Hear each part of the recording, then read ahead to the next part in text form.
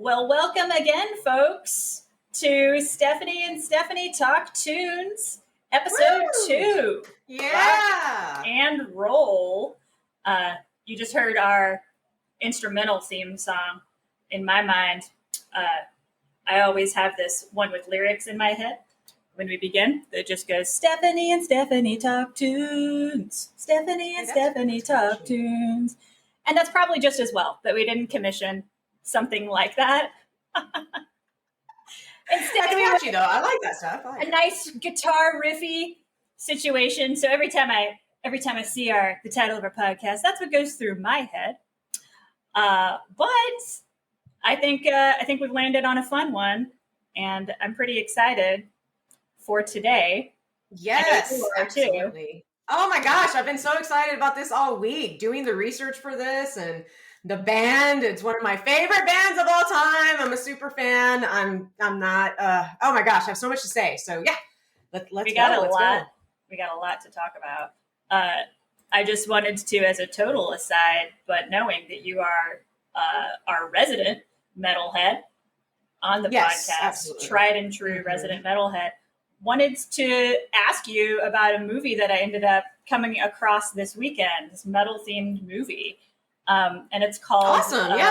It's called Barn Burner. Are you familiar with this? Oh my God, no. What? Tell me more. That sounds badass. What is it? So I figured you had known like the whole Barn Burner. Yeah, I figured you knew the whole metal movie genre, but this one is about the Lancaster, Pennsylvania metal scene, how it was juxtaposed with the Amish community, and how all of these metal bands, it was like throughout the 90s and a little far beyond that, partnered with churches and church spaces to be able to do shows.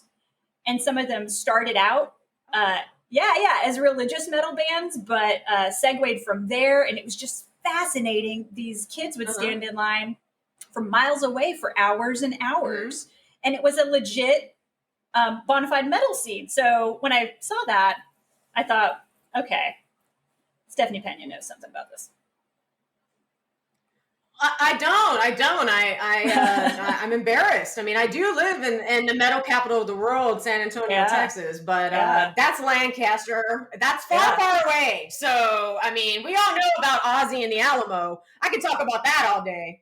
But yeah, this is awesome. So where did you, is this a documentary or is it an actual movie? Yeah, it's this documentary. I was fascinated. I had never even heard about it, but I knew I had to mention it to you because it seemed very up your alley. And the music was great. These clips that they showed, these were very legit bands, and they were talking about it.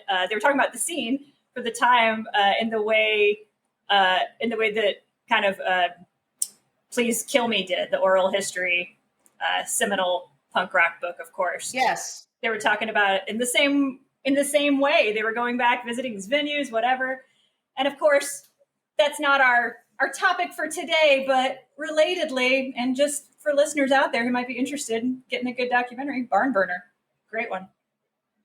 Yeah, absolutely. Okay, so where did you catch this on? Hulu? I think it was Pluto's music channel. It's Pluto. Yeah, we're not paid, Pluto, but we will take your advertisements if you want to advertise on here. Yeah, absolutely. Got a great Thank music you for channel. sharing quality documentaries. We all need good recommendations these days of content, so I thought I'd bring it up to you. Anybody who's listening, great. Oh no, that's wonderful. That you might have. That's wonderful. You might have missed. So anyway, I digress, but wanted to make sure that you knew about it. No, that's awesome. That's awesome. And, yes, metal is my favorite genre, folks. That is my number one choice, always will be. But the band that we're talking about today also resonates with metalheads. This is beauty. This is just a beautiful episode. I just cannot tell you. It's funny the way metalheads really into punk. That makes sense, aggressive, got something to say, heavy riffs. But we have a soft side, too. And and The Cure is one of those bands that just resonates with a lot of metalheads, and I am one of them. So super fan. I've seen them twice. Steph, have you seen them before in concert? I feel like I ended up missing them when they were on a summer bill. Yeah.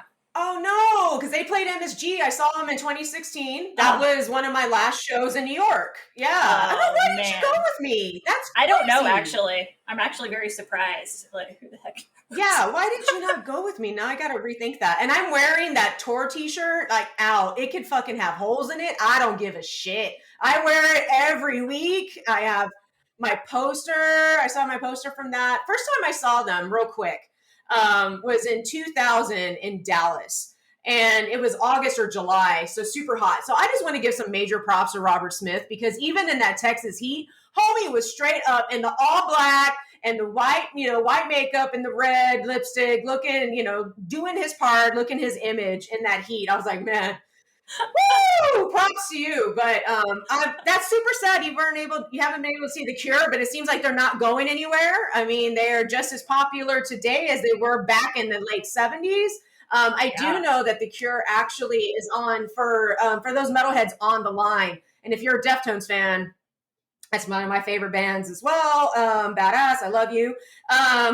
Well, Robert Smith actually does a remake of Teenager on the 20th anniversary of Deftones' White Pony. It's called Black Stallion. It's out now. So fucking amazing. Like, oh my God. Again, proves my point.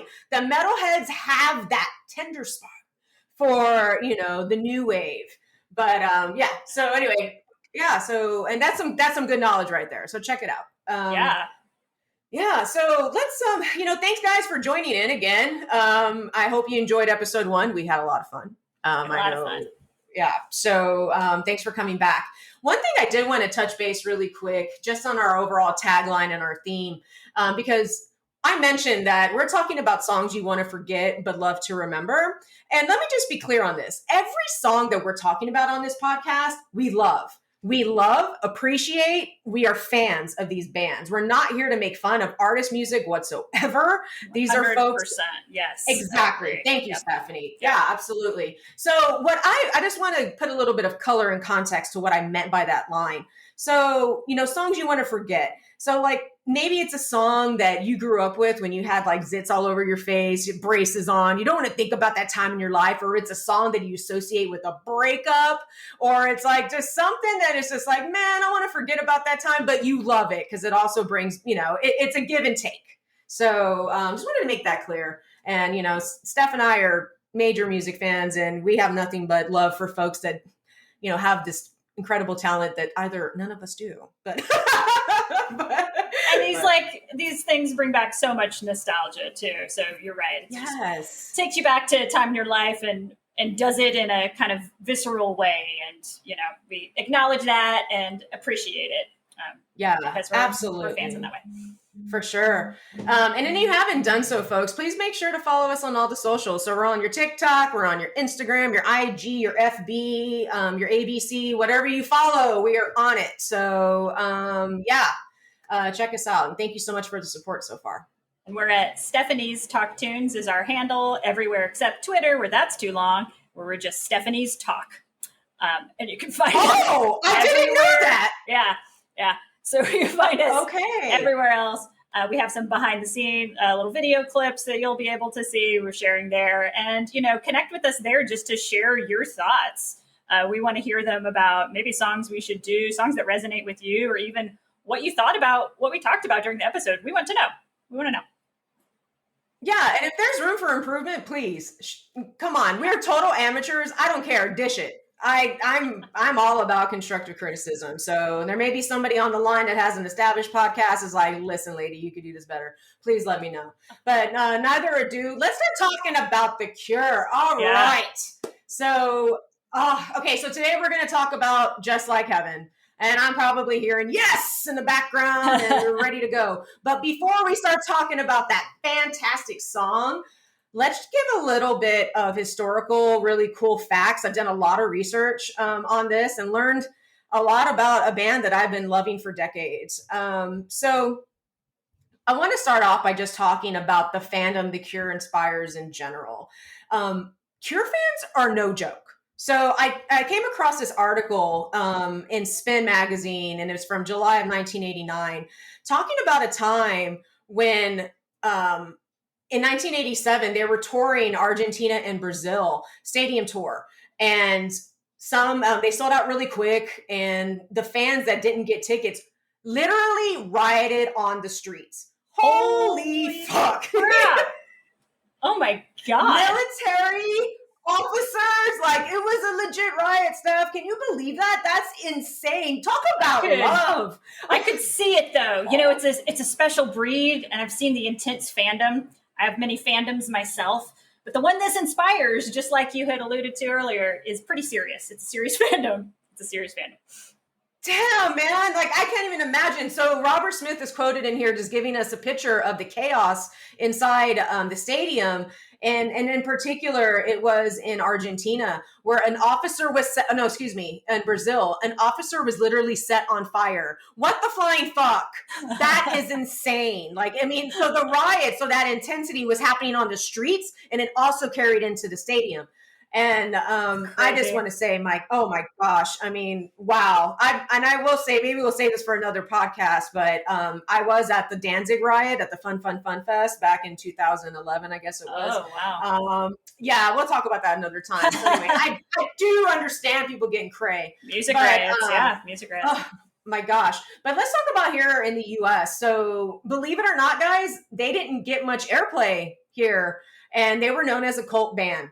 So for those listeners that know, like, hey, man, The Cure, they are amazing, blah, blah, blah. Well, check it out. They had a cult following. So this just goes to show how talented these guys are. And as far as something else I wanted to add in regards to the crazy of the fandom, the fan base. So in San Francisco, the Cure is playing a show in 1989. A member of the audience climbed up on stage and stabbed himself repeatedly in the chest amongst a cheering crowd of 18,000 people. Good God. No, let that sit in for a sec. Let that sit in for a sec. Like, oh, what? What? So, and Robert Smith, with his English, humor, he's quoted by saying that they find Americans a little obsessive and sinister. Yeah, you think? We can't show this in audio form, but if you guys are watching this, my jaw was kind of just hanging open for a little bit. Because really stabbing yourself in the chest, it's a very Hamlet move, very Shakespearean in a way. I mean, I hope, God, I don't even know. You know what? I'm not even going to speculate, but good. Yeah. And then, okay, so let's touch base a little bit here. So we're talking about a lot of dark stuff, right? And so it's like, okay, the fandom of The Cure. Yes, it's a cult band. It's known as a new wave gothic band. But I'm sorry, I don't see The Cure as being depressing music. What do you see it as, Steph? That's a really good point. I also don't see them as being depressing. I think they're, the good thing about Robert Smith, I'll tell you, just as a lyricist, as a composer, he's very honest. And it's in a way where he kind of goes through the gamut of human emotion in a way that, if we contextualize it again, at that time, was actually very poppy.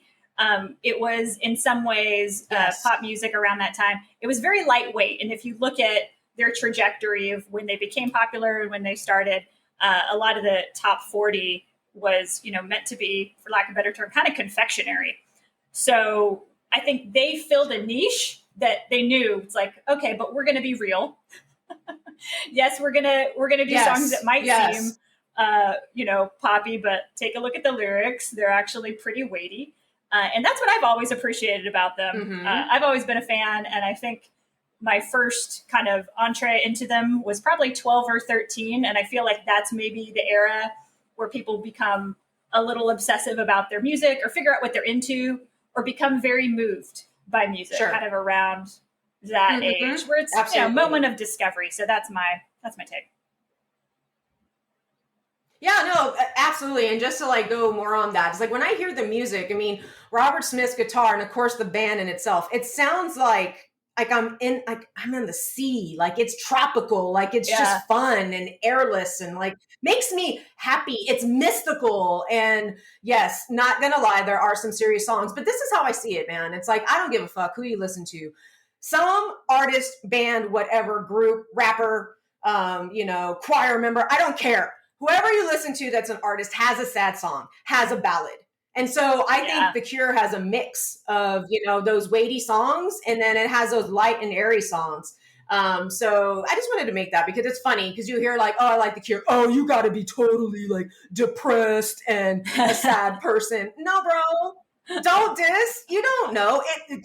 Good music, wonderful lyrics, just, and the music itself is so captivating, and it really does like ignite like my creative juices. Like I can listen to The Cure and be doing some drawing. I can be, you know, let's say I'm working, I'm trying to hash out a project, you know, and I got to write some type of content. And it just gets it gets my energy up, and you know, it helps me. It just helps me produce some really good stuff. So anyway, yeah. So this band actually formed in 1978 in Crawley, England. And so that was 1 year after punk hit the scene. So, oh my God. Good time. Good time for rock and roll. And Mr. Smith is the oldest member. So I do want to share some other fun facts that I found from NME Online. They did a really cool article entitled 27 Geeky Facts About The Cure. So if there's one thing that I love is a system and consistency. And so since the release of Wish in 1992, The Cure have released an album every 4 years until 2008 with their 13th studio album, 413 Dream. That is cool. You know, I feel like I should know that, but I did not know that about The Cure. And yeah, again, I appreciate consistency from artists. That's kind of amazing. I mean, not only longevity, but really planning. They don't screw around. Yeah. Like I'm I am a very organized, systematic person. Anyone who's ever worked with me on the line knows that I'm all about timelines and a system. So, and I'm reading this about The Cure. I'm like, nah, me and Robert could get along. So that's fucking dope. All right. So as Billboard goes, again, they didn't get a lot of airplay, but of course they had some number one hits. So they had 4 number one hits in the US, 10 top 10 hits, and 16 songs total that made a splash in the US. One song, for example, that was super popular, that made them popular, was Friday I'm in Love. And that was in the early 90s that came out. And Robert Smith just started to despise being popular because he was used to that cult status. But hey, neither here nor there because he's still rocking today. So I guess he got over it. Another fun fact. Okay, Steph, do you know the song Lullaby? Of course. You know, Spider-Man is coming for dinner classic tonight.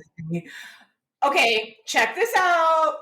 All right, it was inspired by the disturbing songs Robert Smith's father would sing him when he could not sleep as a child.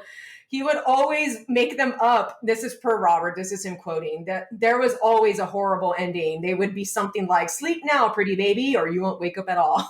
Oh, you know, feels like these days in modern times, that might be, I don't know, somebody might call CPS, call the authorities on that. Seems like a little bit of setting yourself up for some good therapy, or you won't wake up at all. That's like, what's the old school Grimm fairy tales? Yes, exactly. That's exactly what I was going to bring you back to. I'm like, it's the Grimm, man. So I was in Barnes and Noble the other day, and I saw they have a display before you walk in, and there was like, oh, the Grimm's tales. I was like, and I told Jeff, I was like, if we ever had kids, I'd have to break it down and be like, these are the real fairy tales. I'm sorry, and maybe I would. They're dark. Those are dark. They are. Yeah.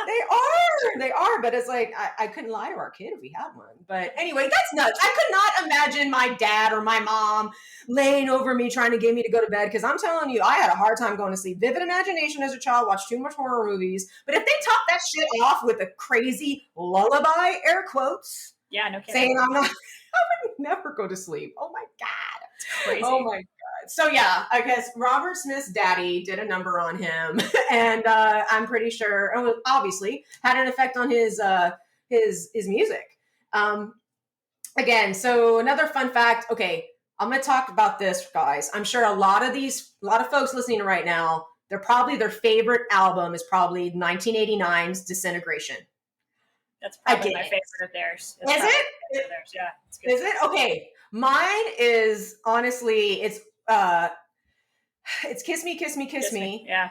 And then also, but it's a tough call between Bloodflowers. Like, I love Bloodflowers. Oh, it's good. It's a little overlooked, I feel, because it came later in their trajectory. And I feel like not everybody, when they're thinking of The Cure, thinks of that album, but they should. They should. Last Days of Summer. Oh my God. And that was supposed to be like their farewell album. I remember reading, that was probably in Rolling Stone, that was supposed to be their farewell. So glad they didn't call it quits. But yeah, if you check that album out, guys, Bloodflowers, because that was going to be their last album, and you can see that they're saying, farewell, but thank God they're still here. But anyway, let's talk about Disintegration, because Disintegration is put them on, with something that, intensified their fan base, is definitely a brilliant album. Holy shit. Honestly, I was listening to it this morning while I was on the spin bike. I have to admit, and taking me to a nice place as I'm trying to lose this COVID fat. But anyway, I'm COVID fat, y'all. It happened. So anyway, but okay. This album, beautiful and masterpiece, is definitely has some dark songs. And this is where we go with the heavy lyrics. But supposedly, Robert Smith at this point in time was in a episode of depression and was also using LSD heavily. So LSD, folks, is a psychedelic drug, and a lot of artists use it to get their creative brains, their juices flowing. So for Robert, it just took him down a black hole, but created some masterpieces. Okay, so check this out. This is where we get dark here. Goth to the max. So the Source's Spin article in 1989, they published that, and I saw it from other sites as well. In New Zealand, 2 kids committed suicide while listening to The Cure, right before they started to record the album of Disintegration. Before, not after listening to this. I mentioned it's a dark album, but this happened before. The band kept a cutting of the news story pinned to the studio wall while recording. That seems a little seems a little Ghost Wars. I can see your face. I can see seems a little Ghost Wars here. Right? Right? Yeah. And I would have some questions at that point. Like, is this for inspiration? But I want to assume best intentions about them too, that it was like, okay, we're here to make this for the fans that are no longer here for us. And I know you have a little bit more to share about the why and their process and all that. Yeah.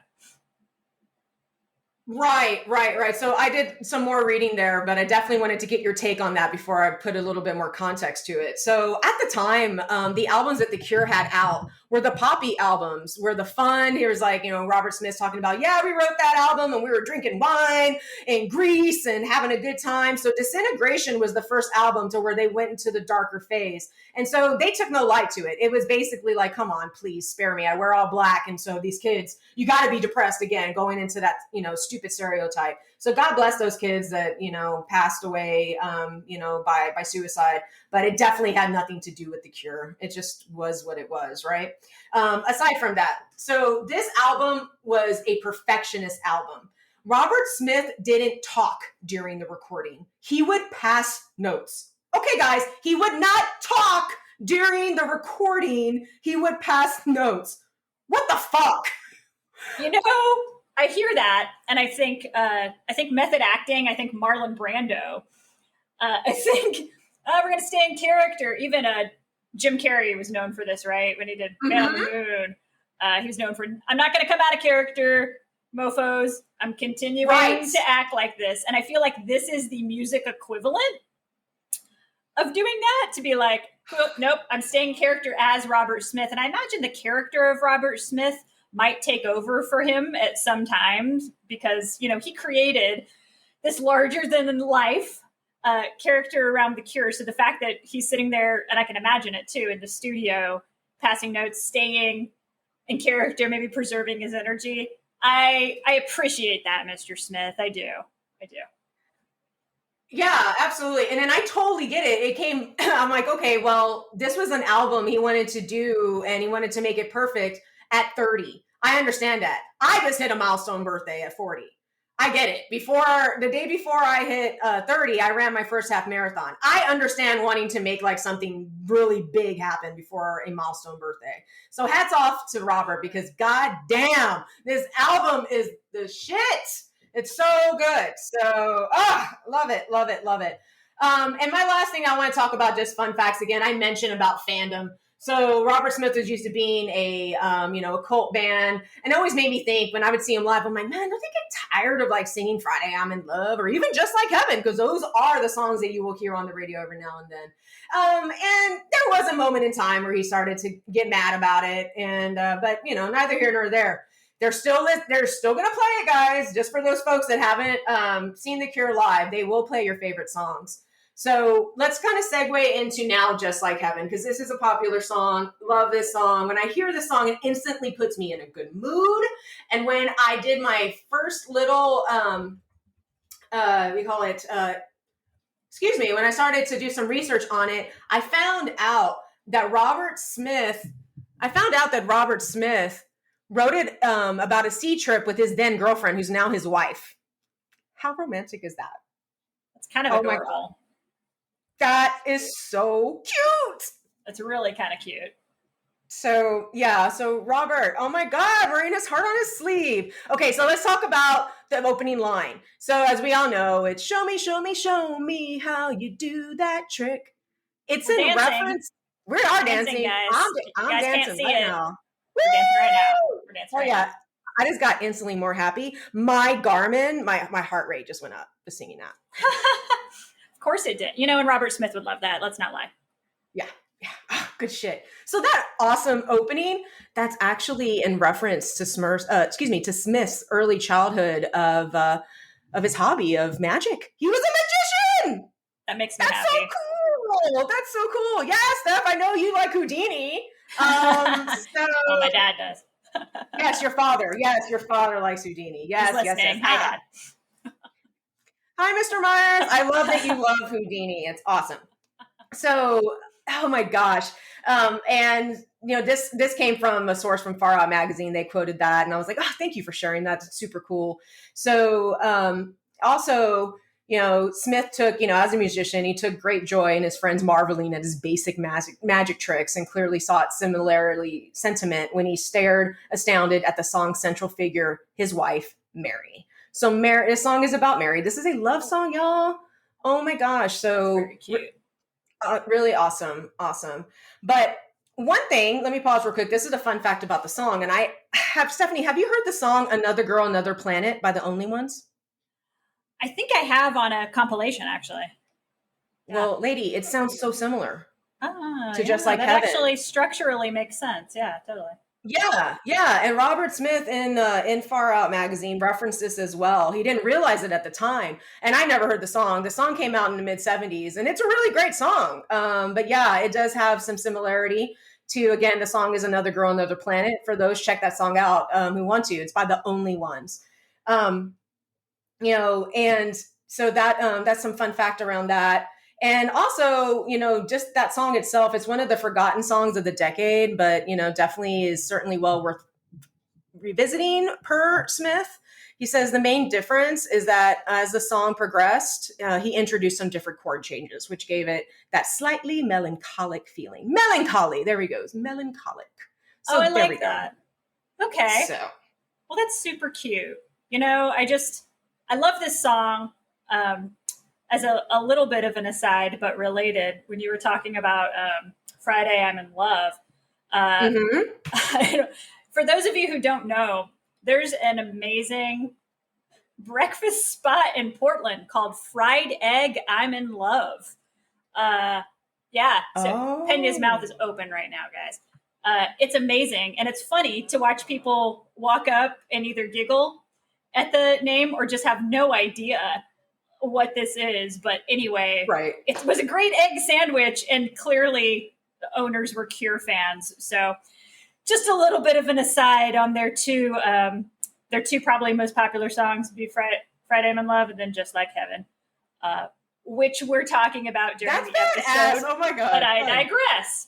If you're ever in Portland, it's a great egg sandwich. Anyway. So what did you eat? Did you have a fried egg? Is it fried egg on everything or what? Yeah, so it's like breakfast sandwiches. So these like great breakfast sandwiches that are fried egg based. And I gotta say, as a fried egg sandwich aficionado, it was really tasty. And it made me so happy. It was like, oh, of course, these Cure fans in Portland made this restaurant. I don't know if they got in legal trouble for that. That's the part I'm not sure about.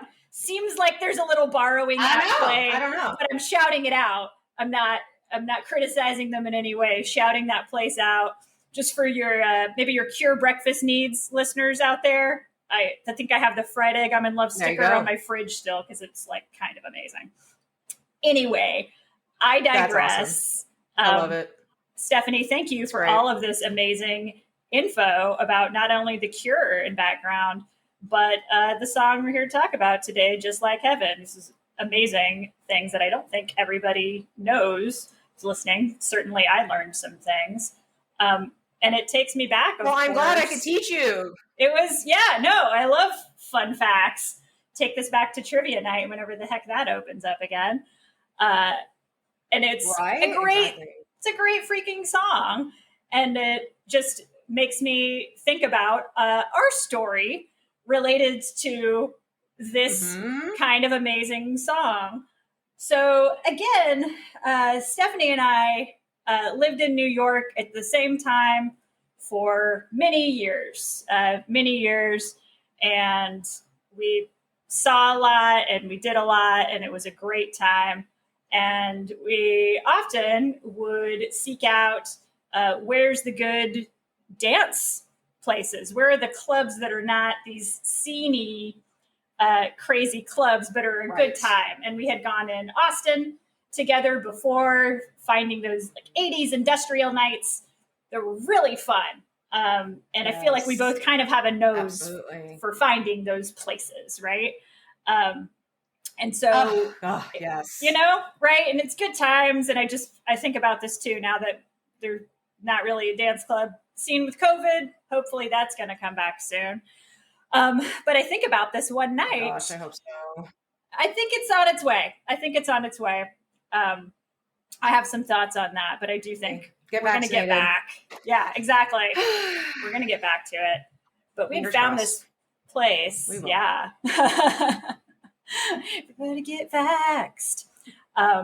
We found a place called, and I shit you not, it's called the Bat Cave in Manhattan. I think maybe it morphed into Albion's Bat Cave, if my research tells me correctly. But it was kind of an institution. Okay, good to know. I just remembered the Bat Cave. No, that's incredible. That's incredible. And that you even remembered that, because I was like, I had it somewhere in my memory that we were deep in Brooklyn, somewhere else. But yeah, it was this great place in Manhattan. It was, you know, conceivably dark. It was like a bat cave. Yeah. I was amazed, first of all, that we like found this place. But again, we always had like a nose for finding these either places like as venues who specialized in this, or had really specific fun theme nights. And so, right, absolutely. Yeah. And so at the Bat Cave, it was an industrial 80s night, which is the kind we love, industrial /80s. And just setting the scene here, because I realize some listeners who are just not familiar with this scene, if you've never been to this kind of night, it's kind of like industrial night, or even at a goth-like club, for that matter, gothish, as it were. The neat thing is you'll find that goths are like the most respectful people that you'll have the good fortune of running into at a club. Because when I think about, amen, you know, and the thing is, like, you've lived in New York for any amount of time, or actually maybe even elsewhere, you know, like maybe traditional clubs are not the most low-key places. They can be very like stressful. They're not always great for women. Like, end up, you know, somebody's grabbing your butt. But I always say that at goth clubs, no one is gonna grab your ass without your knowledge. Like, in the words of Prince, it's not that kind of party. They're not going to be doing that to you, so you don't need to worry about it. And I know that, and that's kind of wherever you go, I would say, because Stephanie, I don't know if you saw that also in Austin and elsewhere, anywhere that there's these types of clubs, it's always the same respectful clientele. Just very, for sure. So, chill. you know, Yeah, let me elaborate on that because absolutely, I lived in a goth club. That's what I did every weekend when I was in college and even right after, before we moved up to New York. So check it, guys, man. What I love about the goth scene is that you're doing your own dance, you're in your own world. Ain't nobody gonna bother you. You're just, literally just having a good time, going with the music. It's for the love of the music, and that was the inviting scene that I wanted because yes, I did go to the regular clubs. I wasn't ever like a VIP or anything like that. But yeah, I was never, and I always felt self-conscious. Let's just put it that way. Late teen, early 20s, self-conscious, I'm right on the dating scene. I'm new. I don't want to look dumb when I'm dancing, whatever. But there was none of that garbage at a goth club. And that's what I absolutely loved about it. And of course the music, right? So I just want to say a quick shout out again in San Antonio. I always went to Atomic. I went to Sin 13, Sanctuary. Oh my God. Even Joe's Volcano did an 80s night. My God. I would drive from Austin every weekend to San Antonio because San Antonio does it right when it comes to goth and when it comes to metal. So that it just brings me a big smile. So happy we found the Bat Cave. And because it was like literally really close to, me jumping the state lines. And I love that we have that, in common, Stephanie. And then in Austin, the Atomic Cafe, that was a big one as well. Elysium, it's now Elysium. Yeah. Gosh, I hope that place opens up really soon. I even saw like My Life with the Thrill Kill Cult there. Amazing. Elysium's great. And Steph, I'm so happy that we were able to share this. So not further ado, please continue with our story. Yeah, it's just a great scene wherever you go. It's like these people kind of know to find each other. It's very, very chill, but I feel like there's a semblance of this scene in almost every town, or again, at least There was pre-COVID, and I'm really hoping that stays past this. But anyway, we're at the Bat Cave in Manhattan. It's awesome. We're totally enjoying it. This is the first time we had gone to it. Check out this particular spot. And so we were having a really good time. So we're hanging out. We're dancing. There's different people kind of in different spots on the dance floor, but I wouldn't say like the dance floor was overly populated at that point. It was actually pretty chill and a little bit empty, but we just decided we didn't care. So we're hanging out, we're dancing. We're like, oh, yep. Yeah, we're like, here we go. Division B-sides, whatever the heck it was. And we're alternating, chatting, we're having a cocktail, we're getting on the dance floor. And we notice, no real surprise here, that the crowd is pretty reserved, and that's kind of par for the course, again, because they're not out there grabbing your ass, but full of kind of, I call them grown goths, all around in different forms, wearing different things, just kind of hanging out at the edges of the club and kind of keeping to themselves. And, I don't want to say being wallflowers, but keeping to themselves and keeping at best respectful distance from everybody around them. And that might just be like, cool, I'm doing my own thing. Yeah, no, respect. So we understand. Yeah, it was kind of like social distancing. We didn't know what it was. It was they were pre-social distancing. They were social distancing. Yeah, like what the hell? Okay, whatever. The cocktails were good, guys, and we love the music. It was a good scene, but it was really chill. It was more like a lounge than a club. It was like a lounge, so it's like everyone was just lounging. No one was dancing. But Steph, continue. Yeah, no, it was so much fun, and so we're like, no, this is cool. Like this is our speed. We don't need somebody sweating on us. Like this is really fun. And so we're like, yeah, it's par for the course for goth scene. We'll hold down this dance floor, dance this mess around, in the words of the B-52s. Like, let's do this. It's chill, minor key tunes kind of playing, fits the scene, and we're just chilling out. And then just out of nowhere, like a light switch, the DJ starts playing Just Like Heaven, and it's just like you couldn't do a movie cut that was more succinct of cut to the goths pouring onto the dance floor, and it was just this 0 to 100 scene that we were just kind of like looking at open mouthed, and that was like talking these shy wallflowers kind of in the corner who were hanging out at the edges. Coming from that to somebody who's sprinting onto the dance floor, and people kind of doing the windmill in the middle of the dance floor with no inhibitions. And, God knows I'm not, it was like, God bless him. I'm not here to make fun of anybody. You do the windmill. I hope you're having a good time. You're here for the cure. You're here for the cure. But really, it aligns with everything we were talking about, because if you've ever seen the fervor the cure inspires, like including the riots that Peña was mentioning, it's really just something to behold, the sheer fervor that the cure inspires. Absolutely. And that night, it was definitely something to behold. And Stephanie and I joke about it that many years later, this moment of just like the faucet came on, like, and here comes the outpouring of emotion, right? And it was funny. Like, it was one of the funniest things I've ever seen. Yeah, absolutely. Like, this is okay. So like any scene, right? You have some goths who are more into industrial. You're going to have some, the goths are like the Nits or Ebb. You're going to have those goths that are really more into, like say the Joy Division and, Susie and the Banshees, et cetera, et cetera. Everybody loves the Cure. Yeah. Everybody. Like, it was like at that moment, it felt like just a regular club. And the energy was great. And a regular club minus the ass grabbing, even when goths good out for a popular song, they still know space. So thank you, goths. It's the best. They fly. They flew like bats. They flew like bats to the cave. It was so fun. Woo! It was done. It's our song. Yeah.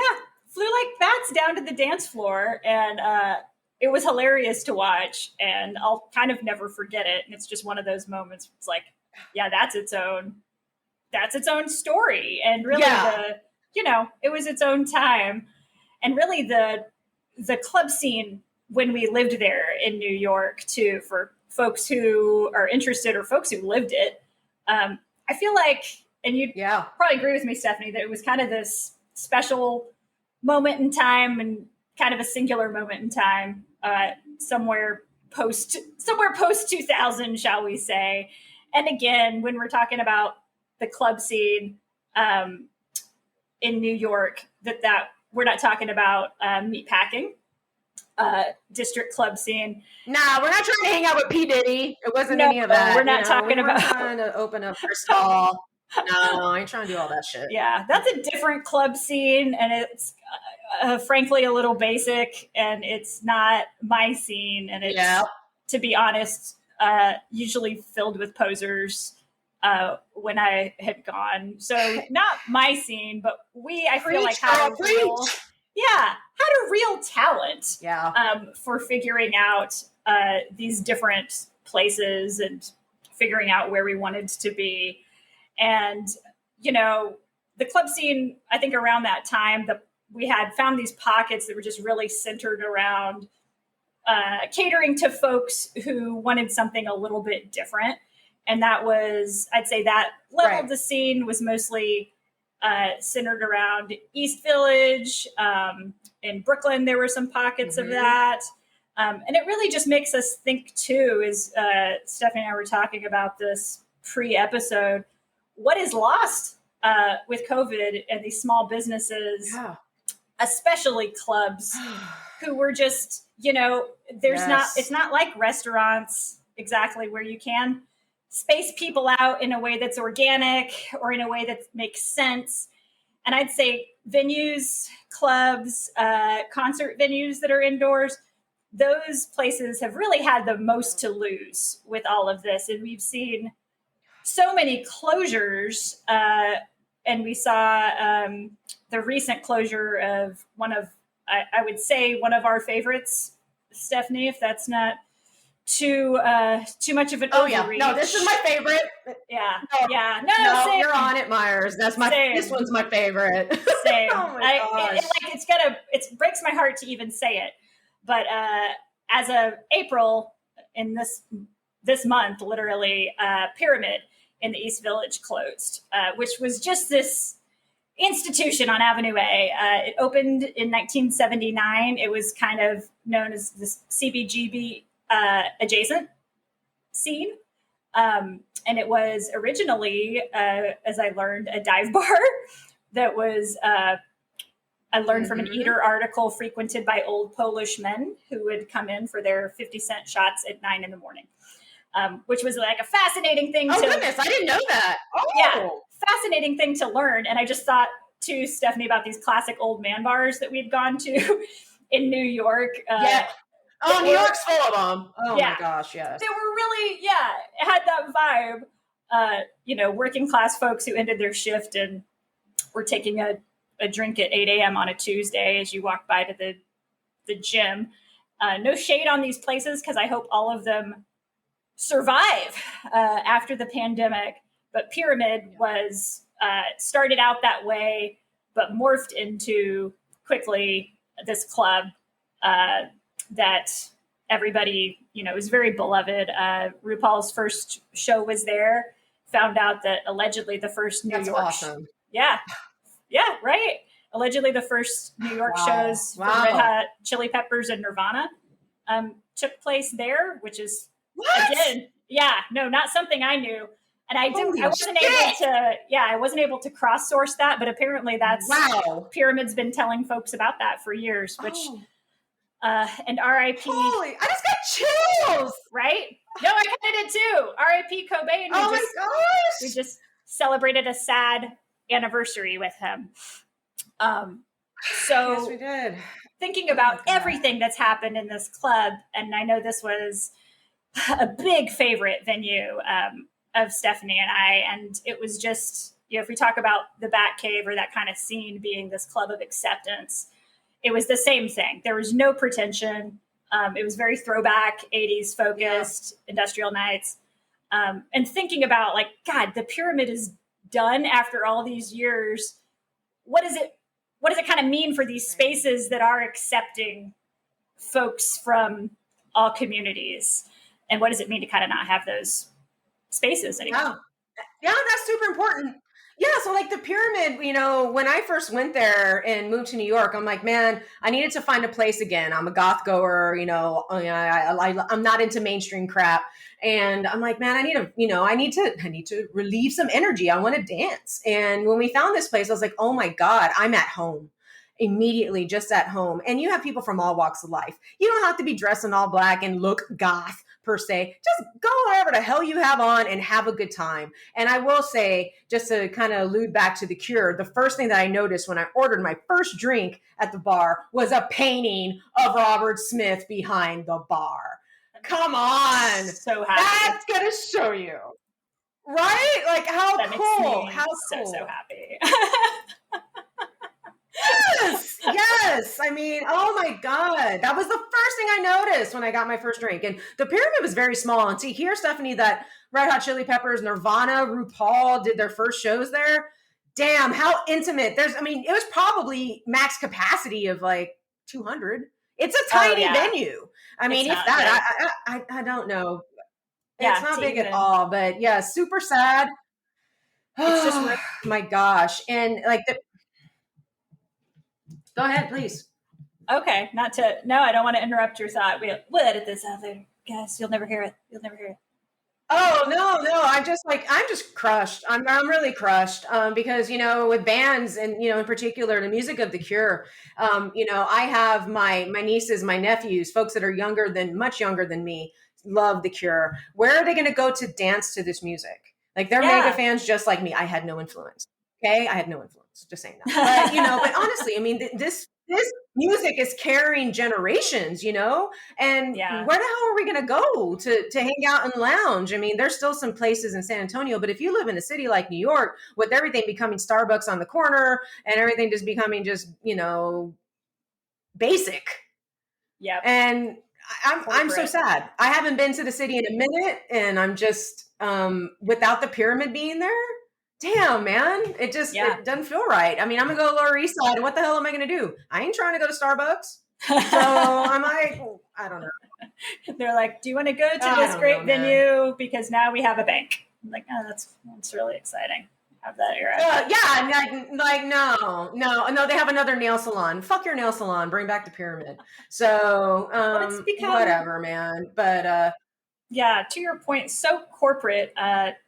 throughout New York, and it's depressing me, but I'd say especially the flavor that was in the East Village keeps getting pushed out by money, frankly, corporate interests and corporate money. And I just think about what the pyramid meant for just folks of all communities. It was for many years a proud and prominent LGBTQ accepting space. And that was, again, it opened in 1979. Absolutely. So that was in an era, where that kind of acceptance was not common, and when the community often had to be completely underground. And I also always like to give full context for, New York laws around that time. There were these draconian laws, and you'd think, okay, it's New York, maybe this is the safest place for folks, but it was not. That really was not the case.